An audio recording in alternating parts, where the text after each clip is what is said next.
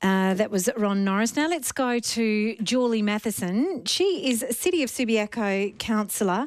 She was also running in the Senate in the federal election just gone.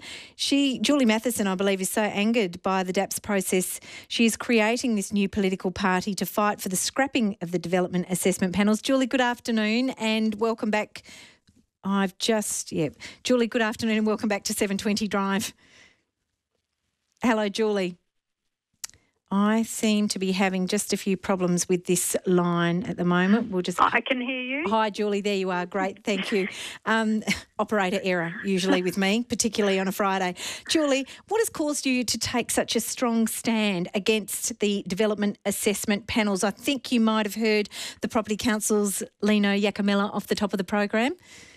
Yes, I heard his view, and look, I appreciate his view, and he is representing the developers of Western Australia.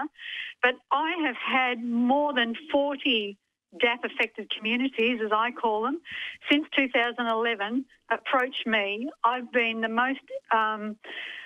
most vocal about this. I raised a motion before Subiaco Council back in June 2011 to request the Minister scrap the DAP, but my fellow councillors advised me that the system had only just started and we should give it a go. So we've given it a go and more than 40 communities have been affected. And so I don't know what else to do. There's been a parliamentary inquiry into the DAP system during 2015. They received evidence from many experts, including lawyers and town planners and community groups detailing the failures of the system. A report was then released in September giving bipartisan support for the DAP system. So from my point of view, the only course left for the DAP-affected communities is to make scrap the DAP an election issue, which I plan to do. And that is the reason behind forming a political party?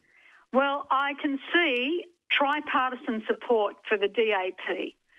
I can see the Property Council colluding with the Greens to release a what they call Design Perth, which requests and recommends that local governments in Perth modernise their local planning schemes. A lot of them do, but those town planning schemes have been ignored by the DAP and or the SAT, the State Administrative Tribunal.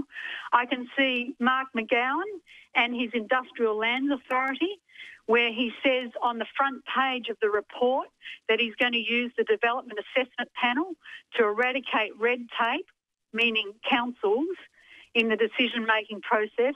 And, of course, we have Mr Barnett, who's done everything in his powers to do away with councils. And so I feel that I have no choice. Is that fair, Julie, just about the council amalgamations? Did he try to do everything in his power to do away with councils or just amalgamate them and have bigger councils? Yeah, well, the idea, I guess, is to amalgamate them into bigger councils, which makes them difficult to penetrate. If you're a resident with a problem with a development application right on your doorstep, very difficult to penetrate a very large council, and that's why the community were outraged over forced amalgamations.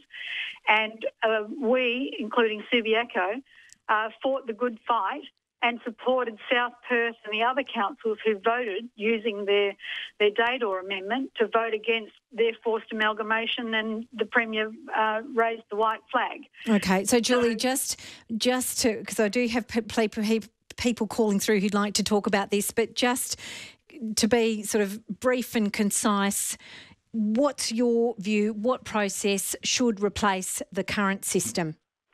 Number one is a third-party appeals right.